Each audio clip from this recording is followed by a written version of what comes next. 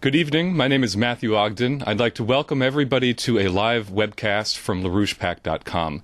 Tonight is February 8th, 2013, and you're joining us for our weekly Friday night broadcast with Mr. Lyndon Larouche. Tonight we will be following our format as we have before, with Mr. Larouche's opening statements followed by discussion from inside the studio here. Joining us is Jason Ross and Dennis Mason tonight, and they are both editors on LaRouchepack.com. So I'd like to give you Mr. Lyndon Larouche. Well, for this evening's occasion, there are three aspects of a three-part common question of the strategic situation which confronts the United States at this time. The first of these issues, of course, is Glass-Steagall. Not that Glass-Steagall is a new subject, but very few people understand what its implications are, and it's time that that be cleared up. Secondly, we have to deal with the fact that we have a war issue. The world is now on the edge of a general spread of thermonuclear warfare. And that's exactly what it is. There's nothing less than thermonuclear warfare of any significance as warfare right now. We already have enough warfare in local warfares, but this is a more general worldwide. Then thirdly, we have the question of two things which are the same thing. One is the SDI. The SDI policy still exists. It's a way of trying to, if you needed, to shoot down things that need to be shot down. It is also, in terms of defense of Earth. But the other side of the defense of Earth is looking at systems which we call the SDE, as opposed to the SDI. And these are pretty much the same thing in root design as the SDI, except the SDA deals with the defense of mankind and of the solar system, or parts of the solar system from now. So these three things combine what should be the strategy or the strategic policies of the United States now. They pertain implicitly to the questions of economy, but let's start with that. Now, people know about Glass-Steagall, or at least they should, if they have been awake in the past several years or longer. Glass-Steagall means that we cancel the ties of the United States. The affairs of the United States will no longer be subject to the private banking interests which have been behind the great hyperinflation drive now. It simply cancels it off. But the problem is this: once we agree we're going to go with the Glass-Steagall, we can immediately begin to end the hyperinflation which is threatening to destroy the United States in particular, but also Europe and other parts of the world now. So this is an integral part of this Glass-Steagall program. It means that we now have to find a way, and I know what the way is to develop Glass-Steagall, because what would happen is this with Glass-Steagall. Right now, the United States is dominated by a hyperinflationary swindle. And this has been going on ever since the cancellation of the Glass-Steagall program in the first place. Now, we now have a situation where most of the money outside, listed in banks and so forth, is worthless. It is already worthless. It's worthless by virtue of hyperinflation, which has now come to a certain limit. We have to shut it down. Now, most of those banks, which we have to shut off from Glass-Steagall program, will go bankrupt. They will evaporate. Most of their funds will disappear. Their incomes will disappear. But that's inevitable. It's either save the people or save swindlers. And I think the time has come. The swindlers had more than had their time. Now's the time for the people. Now, the problem here is this. If we take the total banking system, including the legitimate banking system as compared with the illegitimate banking system, what has happened is the legitimate banking system has been cut off from the income which it should have enjoyed or which it should have participated. So therefore, if we want to start a recovery of the United States economy, we have to take an additional measure. We have to introduce a new system, a credit system, which will be a function of the United States government And the credit system will be used primarily to conduit funds through their system, through the Glass-Steagall system and the banking system, for worthy investments supported by the U.S. government. So therefore you will have a banking system, a regular banking system, but this time supported by something was done immediately in the first session of the government of the United States. And at that point, the idea of a system was to give credit to the state, to the nation, in order to allow for and promote the increase of productive activities, agriculture, industry, and so forth, basic infrastructure, and so forth. Now, the only chance we have is that to get a real recovery. We could stop the bleeding now. We could stop the destruction now, simply by implementing Glass-Steagall alone. But the amount of secure funds and worthwhile funds available to continue the banking credit system to industry and government would be insufficient to recover, to actually build up the economy. So therefore we need a supplementary program based on the same policy as the first administration of the United States.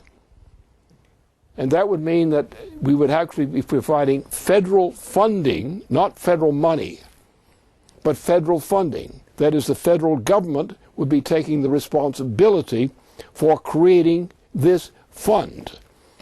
Now, the fund would not be paid out entirely as one loan, like an ordinary loan of that type, to the persons who receive become the debtor.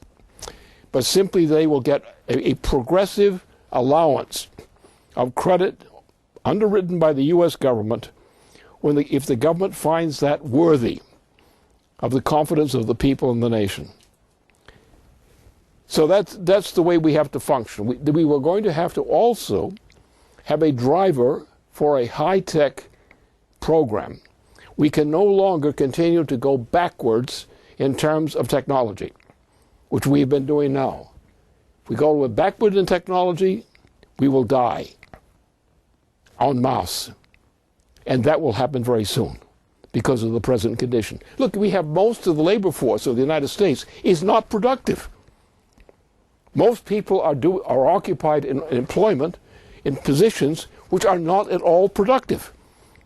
They are simply switching money around. It's like you have all the clerks you want in the front office, but there's no factory in behind.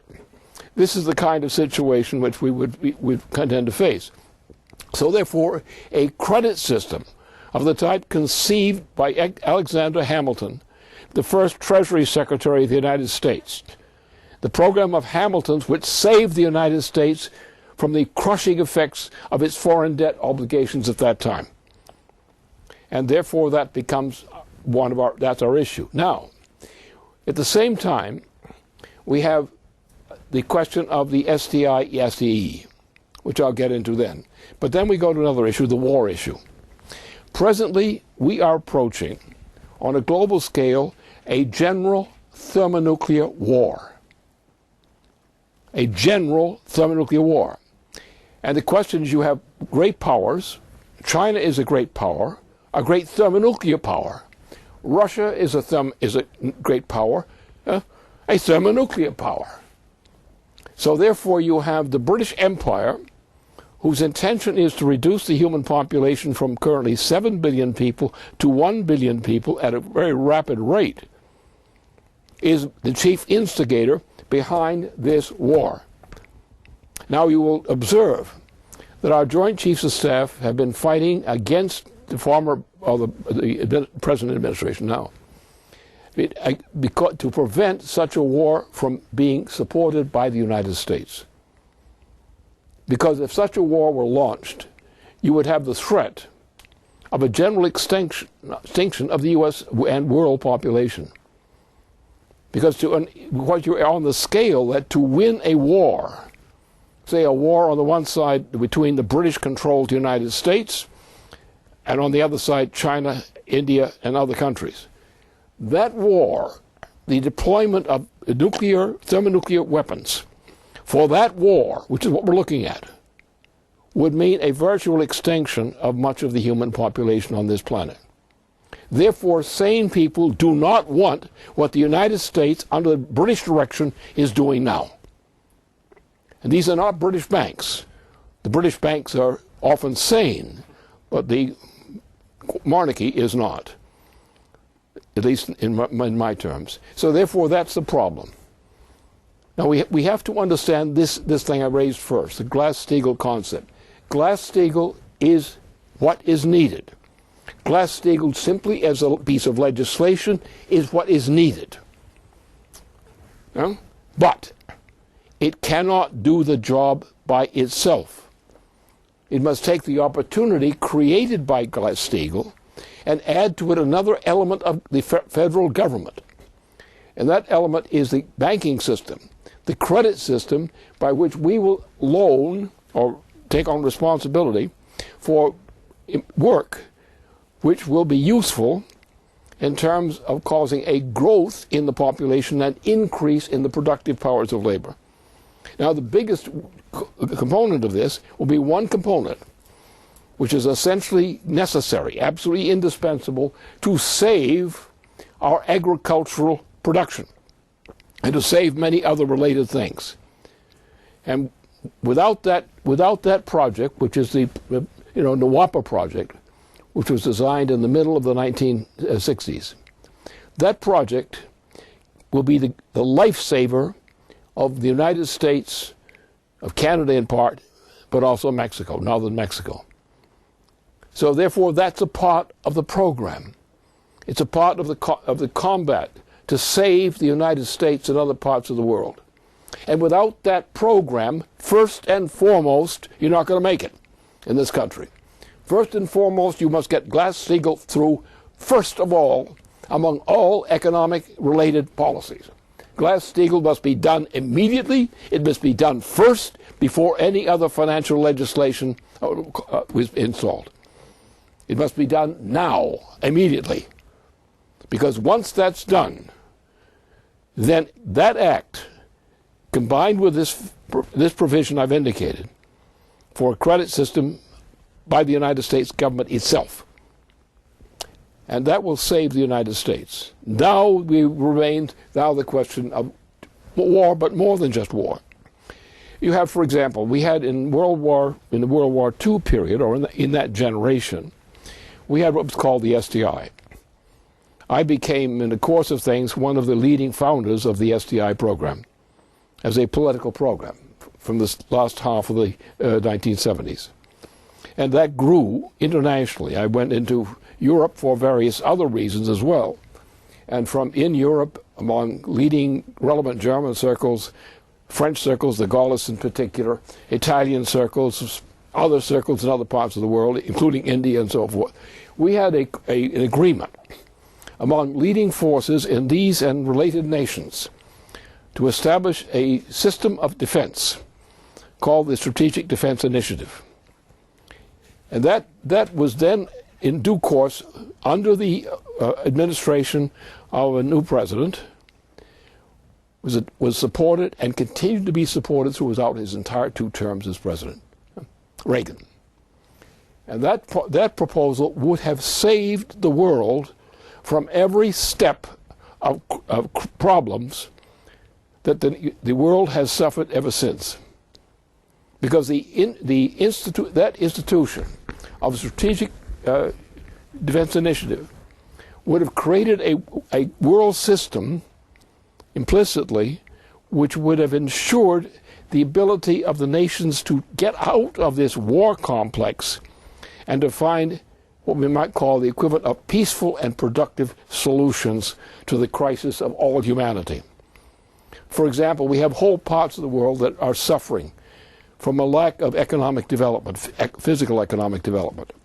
And these areas should be, for example, they should break up the Euro system. It's breaking itself up anyway. We do not need a Euro system. We must return the nations of Europe to their original sovereignties. Maybe whatever they want to do with those sovereignties is their business. But they must be supported in going back to that kind of a system of sovereign nation states. beginning in Europe and going further. You can do nothing for Europe today. Nothing, unless you get the equivalent of Glass-Steagall for Europe, all of Europe nations. And you must then break up the Euro system, which was a fraud from the beginning. So these are measures which all come together. They're all the same issue, really. It's like the component parts of a system of government. All the parts must function, but all the parts must function according to their distinctive characteristics. And that's what the policy must be today. So we must get off this babbling that goes on in government today. We must realize we have to make a fundamental shift, a fast kick to the present situation. You cannot do it piecemeal. You've got to take a combination of measures with agreements largely on a world scale, because every nation in the world that's intelligent knows we cannot continue to go along with what we're doing now. We must stop it immediately, and we must take the appropriate totality of measures in the proper order of precedence. For example, before any financial reforms are made by the United States government, there must be Glass-Steagall first. Because the question is, if Glass-Steagall is on the agenda and you're serious about it, you cannot allow any financial legislation coming in from the federal government. Because on the one hand, under the old system, pre-Glass-Steagall, you would have one policy. You would go with hyperinflation and blow the whole thing out immediately. If you go with Glass-Steagall first, with its three essential components, the Glass-Steagall as such, a credit system, and then great projects such as NWAPA. Those three measures combined will assure a revival of the U.S. economy and a reversal from this hell.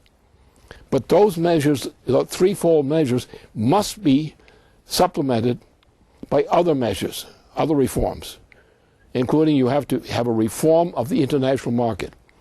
The Euro system cannot survive the present situation. The entire Euro system is probably without England only. But the present Euro system is going now into an immediate hyperinflationary explosion, which would probably wipe out most of the nations of Western and Central Europe. So therefore, this must come first. But at the same time, the other requirements, we must change the military policy. We must not have wars. You may have many wars, which are already bad enough, but any general major war will go to thermonuclear warfare. And it will include great major powers, Russia and China, which are major thermonuclear powers. And the United States called in to back up the British in starting World War Thermonuclear III. So these are the considerations which must be treated as not piece by piece, not separate measures. They must be one measure, one action initiated by the United States, encompassing all of these measures of action in one package. And if we do that, we can save the United States and probably can save the planet. If we don't do that and are unwilling to do this simple kind of one-stroke solution, you have to remember that the usual idea of reforms, of piecemeal reforms, has now just gone out the window.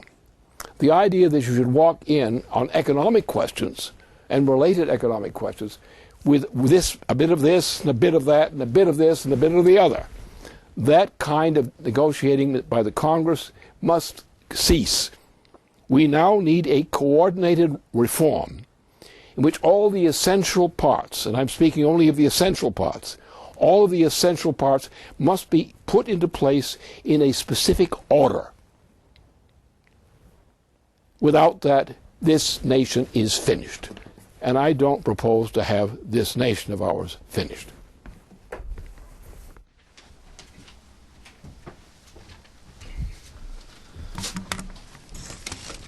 Thank you. If you're just tuning in, you're watching a live webcast with Mr. Lyndon Larouche.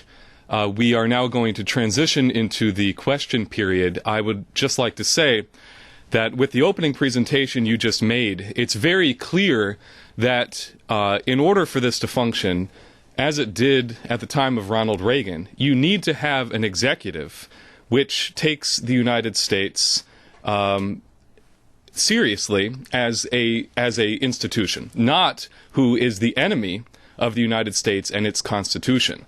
And so therefore, in order to implement this package, as you've just laid it out, it must be predicated on the impeachment or otherwise legal removal of President Obama from the office of the presidency. And what we've seen over the course of the recent weeks since the appellate court decision in the D.C. District Court, you've seen a closing in, a potential closing in around Obama. And I would just like to bring people's attention to a statement that was just posted on the website just less than an hour ago from Mr. LaRouche, which is called "Time for Full Congressional Probe of Obama's Drone Killing and Benghazi Cover-Up." That's available on the website, and this is going to be the subject which Jason will address in the first question here tonight. All right, this is kind of a big one here. This is a big subject. I wanted to start by reading the beginning of a letter that Senator Wyden and 10 other senators sent to President Obama on Monday. The letter begins, "Congratulations on your recent inauguration. We look forward to working with you in your second term. As the Senate considers a number of nominees for senior national security positions, we ask that you ensure Congress is provided with the secret legal opinions outlining your authority to authorize the killing of Americans in the course of counterterrorism operations." It's quite a cordial way to begin a letter, right? Now, the senator points out that it's vitally important for the Congress and the American people to have a full understanding of how the executive sees the limits of its power. Now, later during the week, there was a leak of via NBC of a Department of Justice white paper, which went through part of the justification of, when is it, the title of the paper, this is lovely, is "Lawfulness of a Lethal Operation Directed Against a U.S. Citizen Who is a Senior Operational Leader of Al-Qaeda or an Associated Force." I want to read a few quotes from this lovely paper. It says, first off, it says, it's fine. You can kill American citizens if they're part of the leadership of Al-Qaeda or an allied group. They wrote that, the DOJ wrote, "Certain aspects of this legal framework require additional explication. First, the condition that an operational leader present an imminent threat of violence against the U.S. does not require the U.S. to have clear evidence that a specific attack on U.S. persons and interests will take place in the immediate future." That's, I think, everyone's definition of what imminent would mean, but not the DOJ. They say that by its nature, the threat posed by Al-Qaeda and associated forces demands a broader concept of imminence in deciding when someone is a threat. We have to take into account considerations of how easy it is to act on them. Quote, "With this understanding, a high-level official could conclude, for example, that an individual poses an imminent threat of violent attack against the U.S., where he is an operational leader of Al-Qaeda or an associated force, and is personally and continually involved in planning terrorist attacks against the U.S." It goes on. Maybe that's enough quotes from that. They also point out that murder, there's laws against murder, but it's not murder because they said that it's legal. And that on the point of surrender, they said that, yes, the U.S. would be required to accept a surrender if it were feasible to do so. Although, unless you see a drone pointing a missile at you, you have no ability to know that you're under suspicion and, why you would ever surrender to anything. So, this was leaked. This was followed up by the administration releasing some of the records of their legal memos. Now get this. These are memos that just give the concept that the government can kill American citizens. This isn't the internal workings of how those decisions are even made. This is just whether it's legal. And the administration has said that that has to be secret. Senator Wyden said that every American has the right to know when the government believes it's allowed to kill them. I think something we can all agree with. Senator Angus King brought up the Fifth Amendment and due process. He said that having the executive be the prosecutor, the judge, the jury, and the executioner all in one is very contrary to the traditions and laws of this country. So let me just sort of, I suppose, get to the point here. I was going to talk some about the fact that, in addition to this, Obama, in the discussion with Panetta and Dempsey in their testimony, they had to admit that President Obama was completely unconcerned with and paid no attention to the Benghazi attack while it was occurring, didn't ask for updates, didn't send in any forces to assist, nothing happened.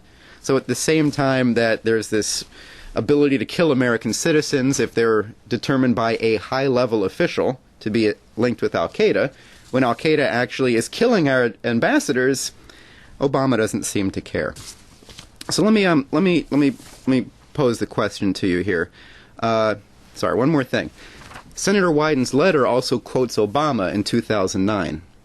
Obama said then that whenever we cannot release certain information to the public for valid national security reasons, I will insist that there be oversight of my action by Congress or the courts. The white paper wrote that, quote, there exists no appropriate judicial forum to evaluate these constitutional considerations, however. So my question to you is, it's about something that Bruce Fein brought up at the Schiller Institute EIR conference in New York the past a couple weekends ago, where he brought up the concept of due process being the breakthrough idea that the government recognizes as a judicial process that, hey, we could be wrong. So nowhere in this leaked legal memo from the Department of Justice, where it says if people are shown to be terrorists, etc., nothing comes up about how that determination would be made. There's no ability to challenge it. This is just an ability to assassinate at will. So I'd like to ask what your thoughts are on some of this pushback from the Senate on this in light of the judicial ruling that Matt had just mentioned. Good. Well, coincidentally, this week there was a significant amount of flurry in the British press about Richard III. And Richard III was found to had a crooked back in the lower parts and so forth, all reported, and therefore it's decided that this corpse, which is buried underneath some field, probably intentionally that way, was Richard III. Now, the famous case of Richard III, which Shakespeare reports, is the drowning of a member of the court in a butt of Malmsey. Now, there you have an exact example of what Obama is talking about. Take anyone you don't like and drown them in a butt of Malmsey, and lacking that, you can probably find some other flying device to do the job for you. So we really are, and remember, Richard III left his office dead and much hated. And I think that's the only thing to do. I think just take it. Let's take British history as a precedent for this case. And therefore, what Richard III did to a member of his court in a butt of Malmsey is, I think, the appropriate symbol to remind the British in particular, the British population in particular, since they just uncovered this corpse again, to consider. And I think that other nations of Europe and also the United States might consider the same thing.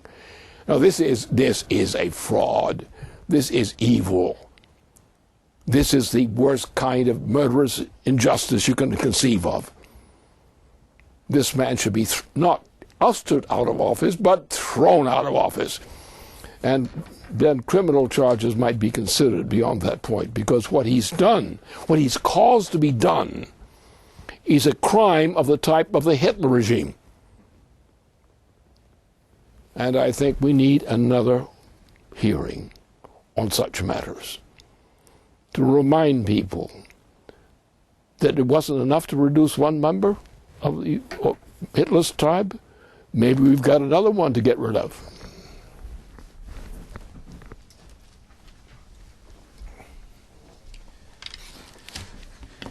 Okay, I have a A question. You went through two aspects of the crisis: the war danger and the financial. You went through in terms of policy.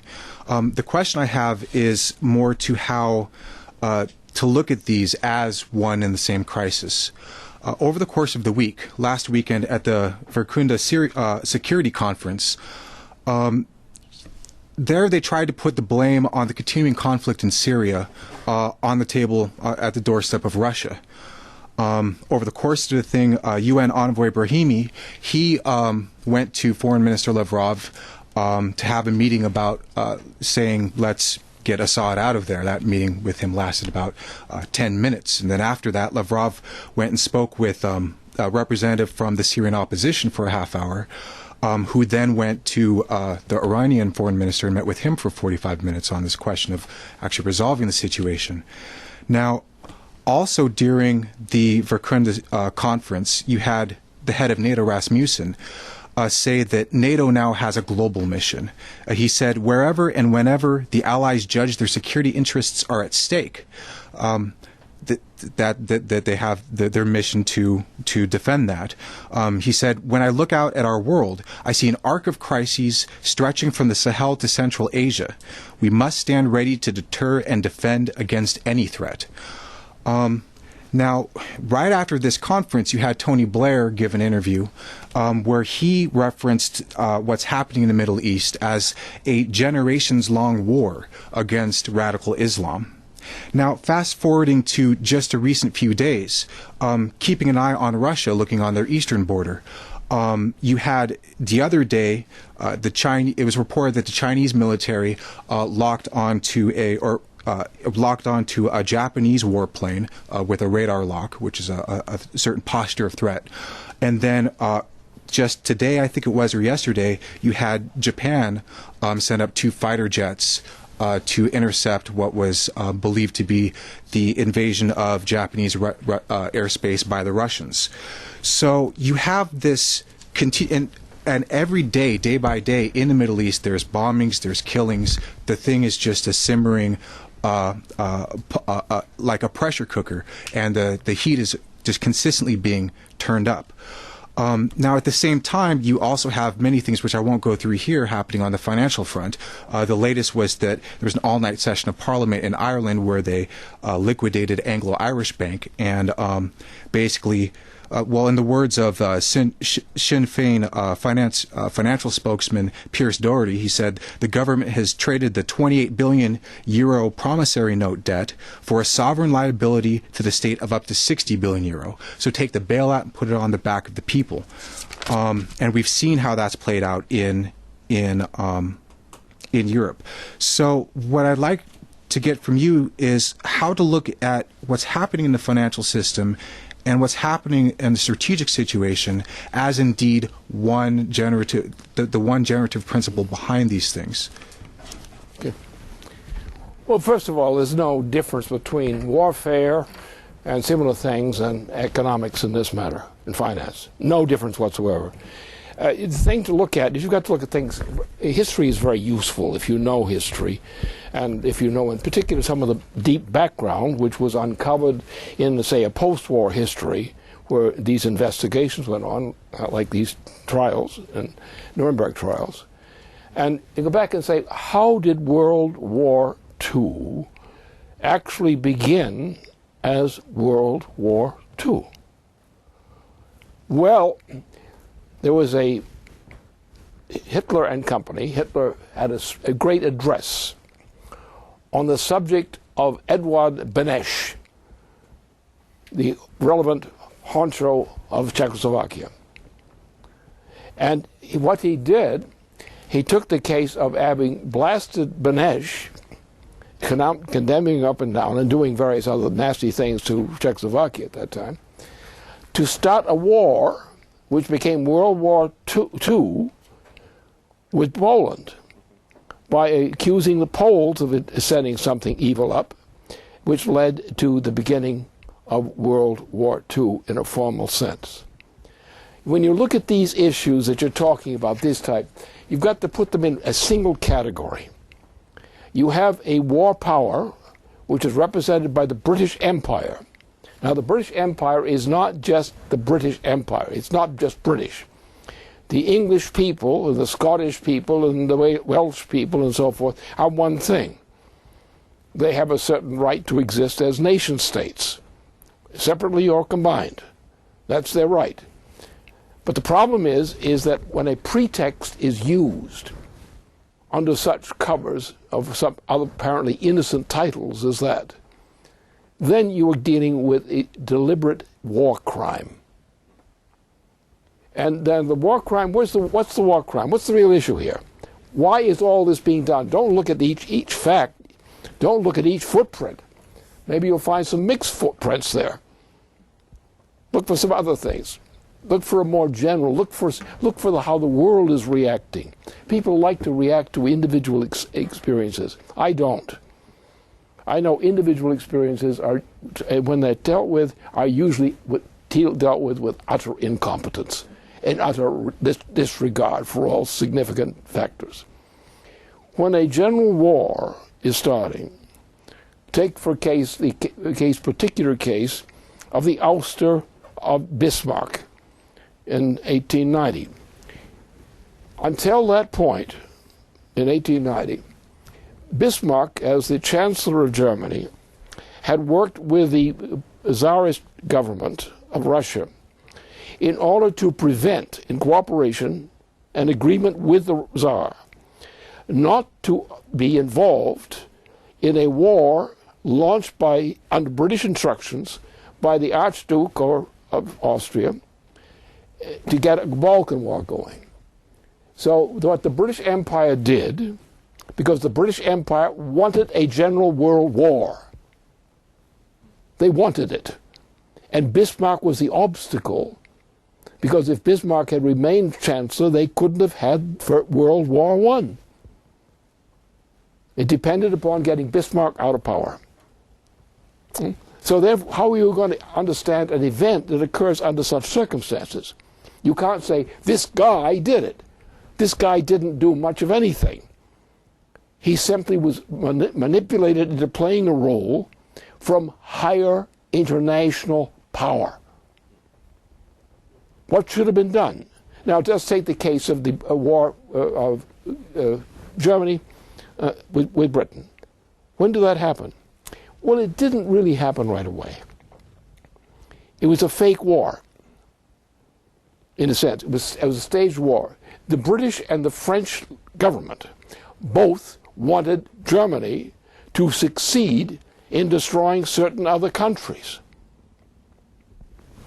And if you look at the history of you take the whole history of de Gaulle's reports, which deal with all the facts of this thing quite clearly, the government of France was led by a traitor to France, who had been a former war leader in World War I. What happened is de Gaulle, in this process, had commanded a unit which he organized, again, for defense operations, but he was outnumbered totally by the French traitors. And there were a lot of French traitors who actually had an idea that they were going to that Hitler was not going to be too successful in launching this war. And therefore they were going to manage something, a trap, to make Hitler successful in some things, but to create a certain new kind of dictatorship led by Britain, based on an alliance between Britain and the traitors of France, who ran the French government at that time. And if you look at the history of how the war defense representations were made, in that case, the case is clear. The same thing is true with this other case, the case of Bismarck. They wanted a war, they got a war. And the damn fools believed it was all an honest war. So the Chamberlain's game failed. Why? Because Hitler had underestimated, and the British had underestimated, foolishly, what the capabilities of the Wehrmacht was. The Wehrmacht was not a Hitler organization. It was a German force. And the German force was a strategic force of great reckoning. And the French, on whom the British were allied, were a bunch of fascists, ready to agree with Hitler on fascism. They had no implication of where they were going with this. They didn't care. They wanted a fascist system. The British wanted a fascist system. They wanted to establish a world fascist system. So then the British found themselves not in a good shape. And so they changed the leadership of the British United Kingdom, the British Empire, brought Churchill in. Churchill screamed to the United States, to the President of the United States, for succor. We gave the British cover of a lot of equipment, including destroyers, other shipcraft. And the war began to evolve. In this process, de Gaulle had an agreement with Churchill, as did Franklin Roosevelt. And so forth, they began to organize against this monstrosity which had been set into motion by the British Empire, because it was the British Empire which set up the whole operation to begin with. They were going to orchestrate something. And if you look at the history of general warfare, in the history of, say, since the back since, and say, modern times, this has always been the policy, this kind of policy. And the Peace of Westphalia was supposed to stop it. Now you have the Peace of Westphalia has been outlawed virtually by Tony Blair, and outlawed in practice by the British monarchy. What's the British monarchy's policy? We now have 7 billion people living on this planet, according to the last report. The British intention, which is made very clear, is that there should not be more than about 1 billion people inhabiting the entire planet. That's what the green policy is. So the green policy is essentially a new fascist policy. And you've got dreamy-eyed idiots calling themselves scientists who are spreading this green folly all over the place. They're cutting food into fuel. How foolish can you be? Here we are, we're starving in the United States, and we're going to starve to death over the coming winter at the present rate, because the food supply is collapsing because of the policies of the Obama administration in particular, and also Monsanto, a little fascist operation all itself. So when we look at these things, we cannot try to pick out isolated incidents and try to list the number of incidents as if in a catalog, like our Sears Roebuck catalog, and pick your policies on that basis. What you have to do is you have to understand a process. Unfortunately, most people today, in the United States in particular, are very, very poorly educated. First of all, they are not trained for skilled employment. Skilled employment has been shipped out of the United States into other locations. That was done with shipping Detroit out of the United States and throwing it into China and other places. Most people who are employed are not employed in productive work. Very few people are engaged in productive work, except kitchen work, and it's awful slave work, in terms of remunerations and conditions of life. So the problems, when we get to these kinds of problems, we have to get sensible and realize that there are forces in this planet which have been there for a long time, say since the siege of Troy is one good example of how long this thing has gone on. And you look at the number of layers in the site of Troy, and you get some idea of how old Troy was by the number of layers that were represented on that same particular site, which was an earthquake-prone site. So therefore they had a whole succession of earthquakes, and what they do, they level the land off and put something on top of it. And that is to the present day still the study of Troy. But the point was that this kind of warfare, this kind of primitive, destructive warfare, is not innate in the human being. It's not innate in human cultures. It was a kind of degeneration which came upon us in some time in ancient. It was the oligarchical conception, the oligarchical system. And the oligarchical system in its modernist form is still the problem. The idea of Wall Street is the same thing. Wall Street is the enemy of the people of the United States and of many other nations as well.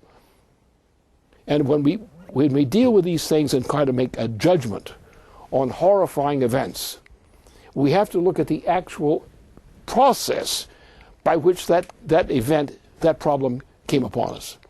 Don't try to pick on some scapegoat and then go on and do the same thing all over again, having sacrificed a scapegoat.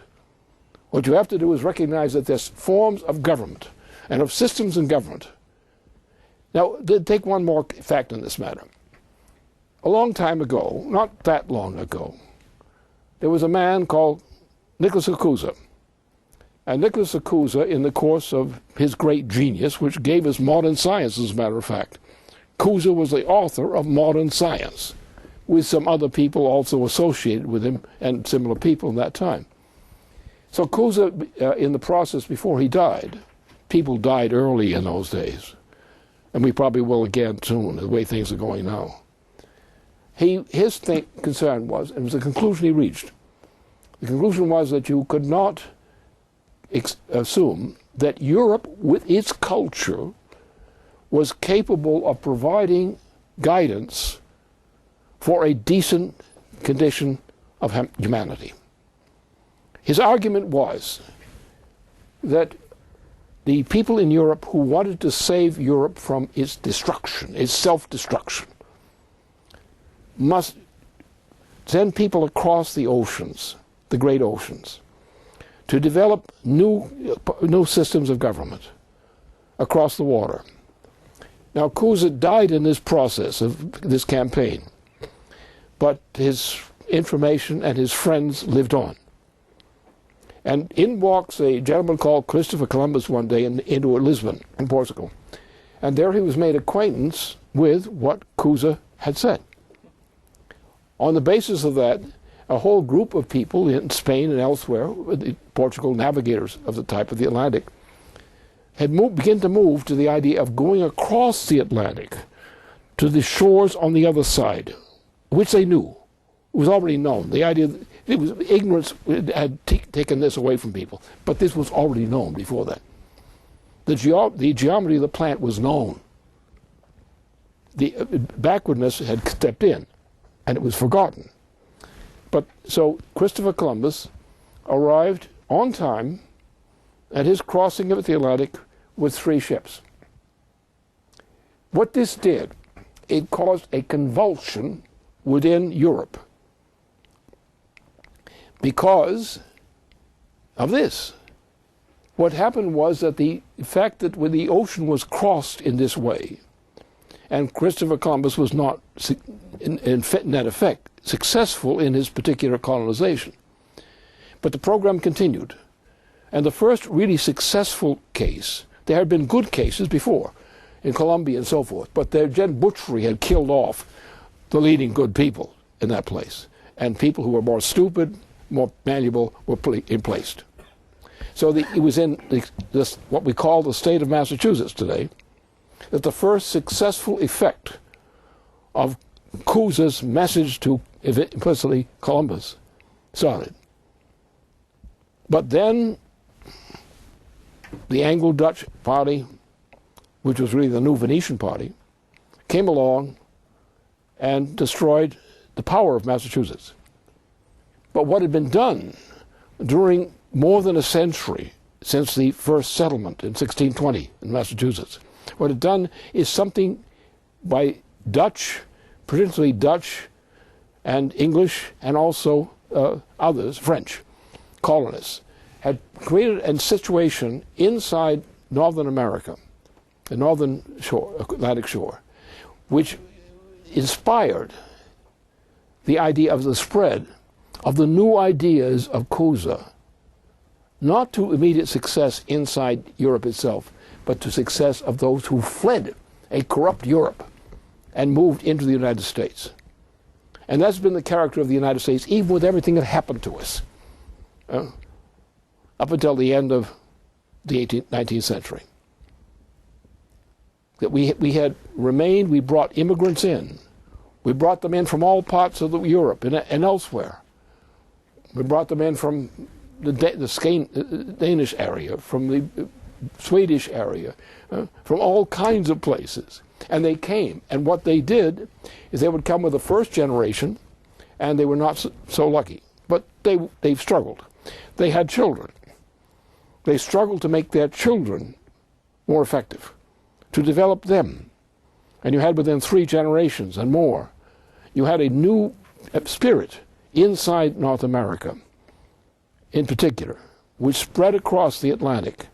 The pressure of America, which the British found out in the 17th century, the pressure was such that they had to adapt to the implicit power of what this colonization had meant. And that is still the real issue behind all this today. We have a system which is the evil system, called the oligarchical system. There have been efforts in Europe to free itself from this thing. There have been bloody efforts to prevent that from happening. The problem is we need to get to the objective today has to be not to how do we answer this problem or that problem or that problem. The question today is, can we come to a decision among people, as among nations, to organize their relationships on the appropriate basis of the sovereignty of each respectively? Can we create that kind of a world? Because if we can't, in the age of thermonuclear weapons, humanity could not survive. So we have to look at these issues not as isolated things that you can make gossip about, but you have to understand that the problem of humanity on this planet is an old planetary problem. And the efforts have been made by some to try to overcome that oligarchical principle which caused the evil which has happened to this planet. And we have to do it now, in a time of thermonuclear weapons, where we make that change stick once and for all.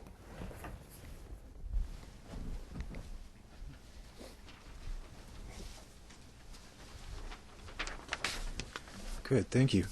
We had a question come in from a pro-Glass-Steagall hedge fund person in the City of London on this question of Glass-Steagall and on what has been said out of the Chancellor of Exchequer in Britain, Osborne. To kind of situate a little bit on this fight for Glass-Steagall here in the United States, this week we did have 4 new signers on to Marcy Kaptur's bill, which is in the House. The Oregon State Democratic Party, their legislative agenda has Glass-Steagall as the second point. And the Pennsylvania State House, a senior Democrat, along with the Republican co-sponsor, has put a resolution in for consideration in the House in Pennsylvania. So this fight is still getting momentum. I'll read the question from our person here. He asks, the choice to become the new head of the Bank of England, Mark Carney, is known to me as a total stinker. He is anti-Glass-Steagall, pro-Bernanke, and pro-quantitative easing, and comes from Goldman Sachs, where he was contracted to help the Russian government reorganize following the Yeltsin 1998 debt crisis. While he developed a plan for Russia on behalf of Goldman, Goldman was shorting Russia, betting against their ability to cover their debts. There's been a lot of talk in London around the issue of Glass-Steagall, the talk of Vickers, ring fencing, electrified ring fencing, etc., I think is designed to change the subject. Despite all this verbiage, including Chancellor Osborne's grandstanding against too big to fail this week, it appears the boys are betting that Carney, along with his fellow Goldman alums, Draghi and Monti, can hold off significant change. I believe the big talk from Osborne is a cover for their fears that something big is about to happen with European banks. Do you think they can hold back the tide much longer before everything blows out, as the unpayable debt is even bigger than you say? And given your open and forthright stand for Glass-Steagall, while we on this side of the pond face continuing dishonesty, is there anything we can do here to help you win the fight there? Yes, there is. And you don't need bullets to do it. It's very simple. if you commit in the United States the necessary reform of Glass-Steagall, and if you do it first before Obama and company get something in there first to screw this up. But if, as of today, if the Congress of the United States votes up Glass-Steagall and includes in that what I stipulated here today, the supplementary thing of a credit system working as an official agency of the United States to steer credit for credible purposes in order to get our people back to work. And I've typified the NWAPA as the one thing which it addresses the crucial problem threatening the entire United States in the Western Territory west of the Mississippi River. It means you've got to open up the Missouri, get the Mississippi functioning, but immediately. But at the same time, which is a change from the present policy, if we do that, and then you include this measure and you apply it to Glass-Steagall, the NWAPA measure, the NWAPA measure will increase the water supply available in the United States, say over a 20-year period of the development of this system, will increase the water supply of the United States by a ratio of up to as much as 1.7 factor. Because you're going to regenerate, see, when you circulate water, it doesn't go away, it doesn't get used up. Water doesn't get used up, that's not the way you consume it. Water is recirculated, and the greater the number of times you can recirculate the water, the more water you have, the more water per year. Not because you have more water in total quantity, but you're recycling the same water more often. And that has the effect of actually solving the problem. That is the only way right now that we can solve the hunger problem for the future years of the United States. So therefore, the measures have to be taken in that way. And understand that all the stuff we hear will not work. It's proven to be a failure. Ever since the assassination of the two Kennedy brothers, the United States has been going to hell at an accelerating rate. It started with the war, the Vietnam War, which never should have happened. Why was he killed? Well, mostly because he was opposed to starting the war. That's why the president was murdered by U.S. forces with foreign accomplices. And they tried to cover it up quick. They said, we're shutting this thing down. This guy did it. It's all settled. No more discussion. And that led us into a long war, which took the better part of a decade in total terms, of just that one Indochina war, because you went all through to Cambodia and so forth. It was a continuing war. And what did it do to the people of the United States? The degeneration of the citizens of the United States, particularly the young citizens of the United States, the coming citizens of the United States, were degenerated. Within 2 years to 3 years, the drug addict program took over. Every kind of indecency and degeneration you can imagine flourished. And even though we struggled against that, there was resistance against it. There was just an important resistance by President Reagan himself and other people. President Clinton was a resistor against this thing. Not quite as energetically as I would like to have had him be. But nonetheless, this was the point. And what is it? Well, if you go back to the time of, back in the early part of the 19th century, you had an agent of the British who controlled President Andrew Jackson. And Andrew Jackson was more of a turd than a person. He's a grouchy, stinking old character, and he was run by a bunch of people who were working for the British imperial banks. The system of the economic system of the United States was controlled through Britain from the New York, Boston area. And the famous banks, or historic banks, in New York and in Boston were the primary criminals who created this. This Jackson administration gave us what? It gave us slavery. Slavery already existed among some people like Jefferson. Jefferson was not such a good guy. No slave owner can be a good guy. And it went on. And the New York bankers took over the United States, but they were really British bankers. The entire Manhattan crowd were all British bankers, the British Empire, or the Boston types. And so then we had a civil war. And the genius of a Lincoln and his advisors saved the United States. But then the British came back with the same old crap all over again. The British Empire. We had a good president. But then they assassinated him and brought in a British fool. Then we had, for example, Woodrow Wilson, a president, another British stooge, was a member of the society that organized the slave trade in the United States, the system of slavery.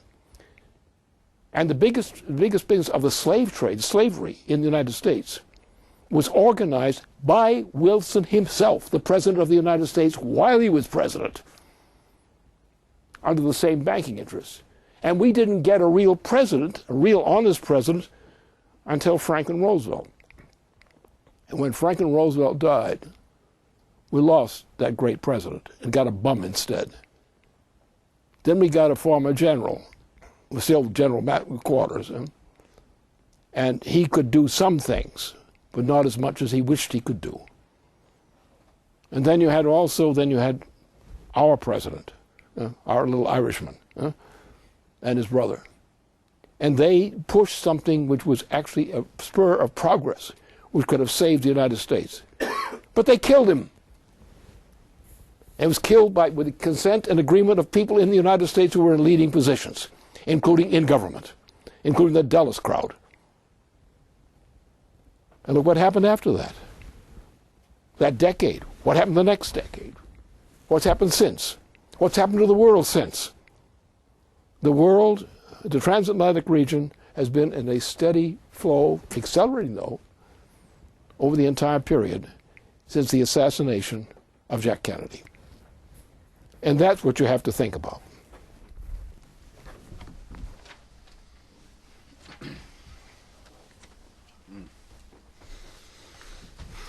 All right, well, this will be the last question tonight. On economics. People think about the future. People think about what the future will bring them. Children think what they're going to be when they grow up. People imagine how will generations in the future live. But the very idea of future seems to have changed dramatically in the past few decades.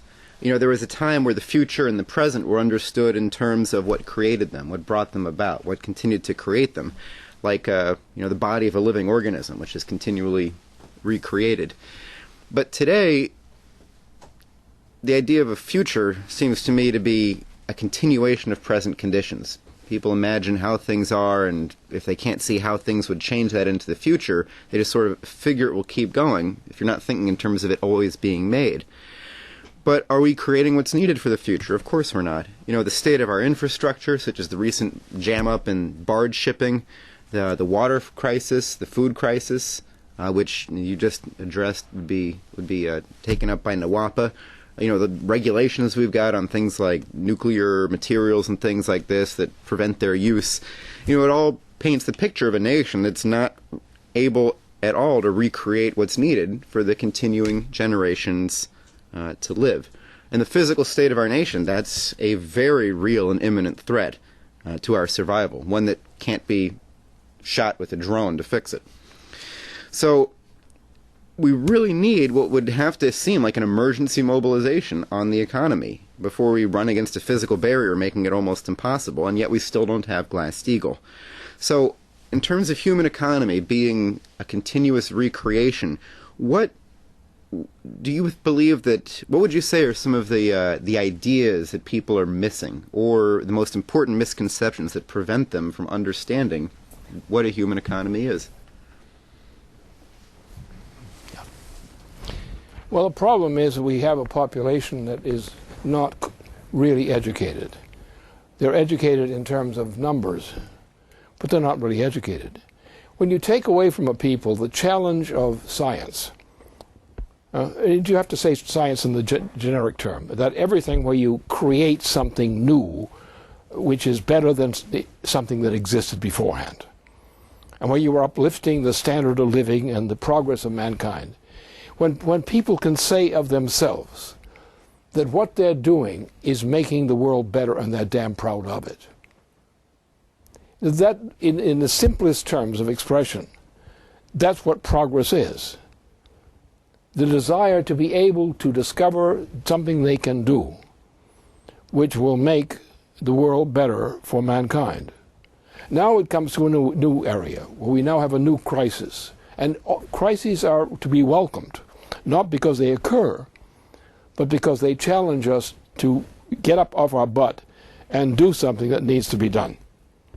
We're now threatened, as you know, as already I think our people here know all this, we are now within a short period of time when we have one of the closest encounters, or near encounters, with both the moon and Earth at the same time. Now this thing, if it were to just be a little bit different than we think it is in terms of course, could hit either the moon or the Earth itself, the planet Earth itself. Would be a very destructive experience. And then there are other problems which bear on the same point. So therefore we are challenged to be good. We get spanked by the universe if we don't do smart things.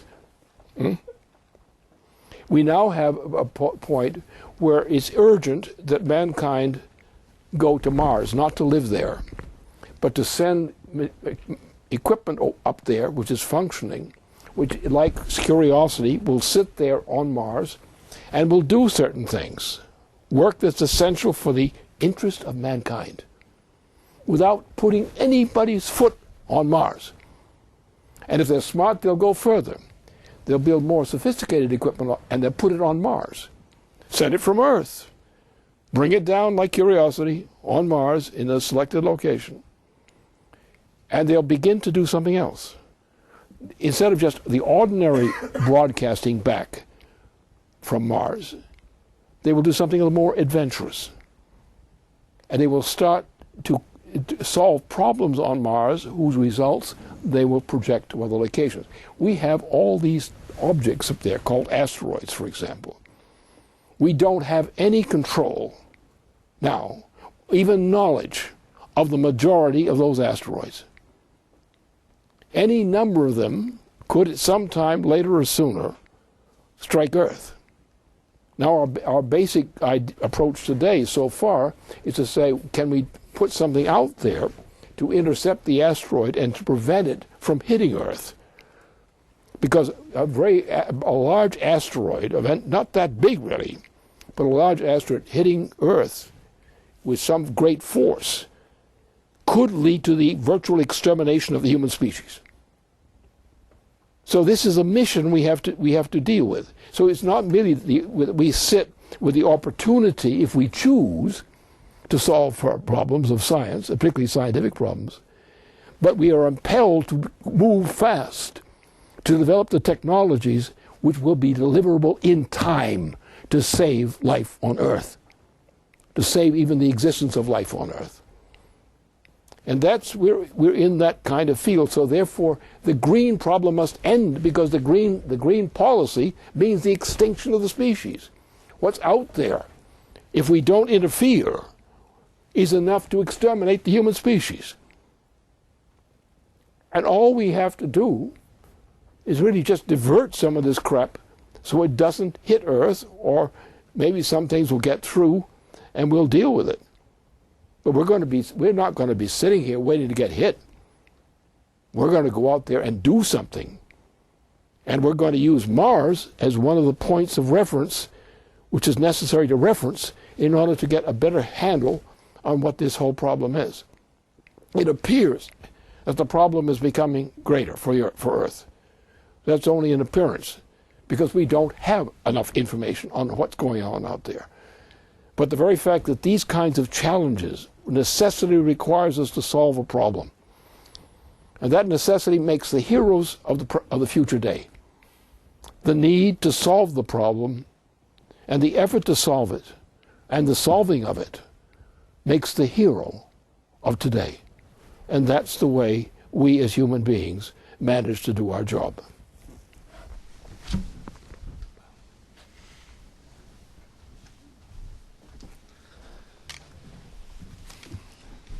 Thank you very much, Lynn, for a very excellent webcast.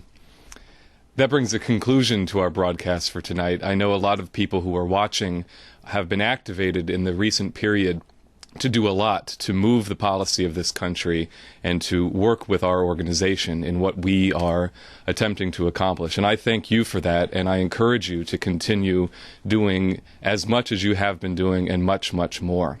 So I think that these broadcasts are essential in the continuing effect of what we've accomplished in the recent period and into the extended future. So I'd like to thank Mr. LaRouche again. I'd also like to thank Jason and Dennis for participating tonight. And thank you for watching. That brings a conclusion to our broadcast tonight. Stay tuned to LaRouche Pack TV.